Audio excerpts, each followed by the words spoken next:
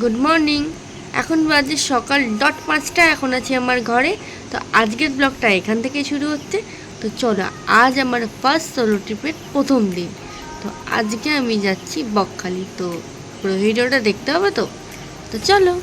তো আমি দুগ্গা দুগ্গা বলে বেরিয়ে পড়লাম বকখালি যাওয়ার উদ্দেশ্যে।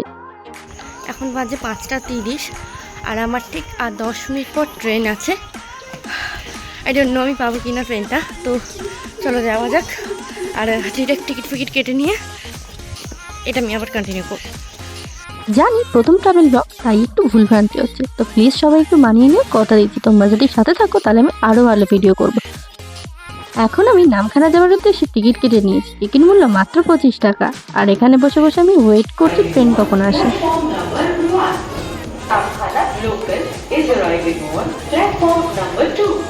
তো অবশেষে 7 মিনিট অপেক্ষা করার পর আমাদের ট্রেন কিন্তু চলে গেল শিয়ালদা নামখানা লোকাল।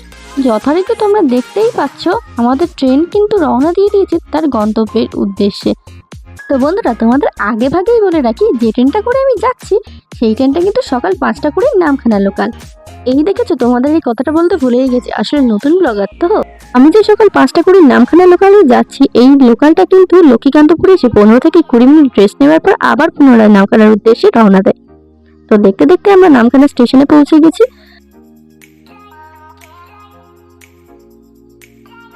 তো বন্ধুরা, নামখানা স্টেশনের বাইরে থেকে এখন আমি টোটো করে চলে যাচ্ছি আমার গন্তব্যস্থল, মানে আমার হোটেল। টোটো ভাড়া নিয়েছি কিন্তু মাত্র 60 টাকা। তো বন্ধুরা, এটাই কিন্তু আমার প্রথম একা কোথাও যাওয়া, আমার কিন্তু বেশ ভয় ভয়ই করছিল। তো আমি হোটেলে চেক ইন করে বেরিয়ে গেছি সি বিচের উদ্দেশ্যে। আমরা এখন চলে এসেছি বকখালির সি বিচে। তো বন্ধুরা, আমি পেরেছি, আমি ভয় পেয়েছি কিন্তু পিছিয়ে যাইনি, ঘাবড়ে গেছি কিন্তু আবার উঠে দাঁড়িয়েছি। জীবনের সমস্ত গল্প তো তোমাদের সাথে শেয়ার করা যায় না, তবে হ্যাঁ, এটুকু তোমাদের বলতে পারি, আমি মোক্ষ লাভ করেছি। হ্যাঁ, পুরনো মোহ মায়া সম্পর্কের টানাপোড়েন সমস্ত কিছু বাদ দিয়ে, সমস্ত কিছু থেকে বেরিয়ে ফাইনালি আমি ভালো আছি, সুস্থ আছি, শান্তিতে আছি। তো এখন সন্ধ্যাবেলা আমি চলে এসেছি সি বিচের ধারে, আর এখন আমি খেয়ে নেবো গোলা। তো শুধু গোলা খেলে হয়? সমুদ্রে এসেছি আর মাছ খাবো না, তা তো হয় না।